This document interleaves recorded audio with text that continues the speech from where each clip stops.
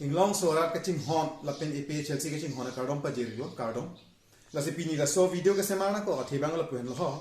non June 12 2022 ani bangke election a result na de counting do po masi counting ani la ballot box amokha a hok kalima galang ma authentic kalima galang ma ko sonje ki pang khegi ma la so alam chi thana ko phansi la so video ka sema masi date it ani polling tang that pen polling officer satung la form 21A po bangke anu tin a polling agent satung manda nang ron krai yi kasi la so of load hot si la ballot box along the seal dun la si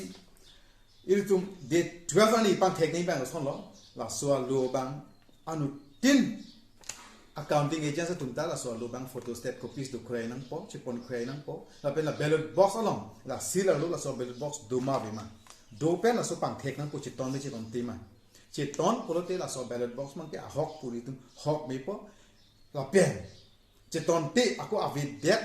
pulutang te la so ballot box ke a hok pali po ase tum antong chipa do nang po chidan nang po la si non ka chuni li bang pul hok anu tina polling agents tum ta la so lo bang ke nang tum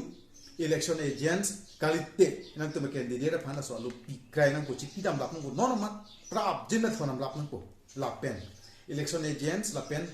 la itu ma candidate to mukha la ipak tak alu hedi pak kep ajaros kopi semanang po la sila so kopi pak kep nang po anu tin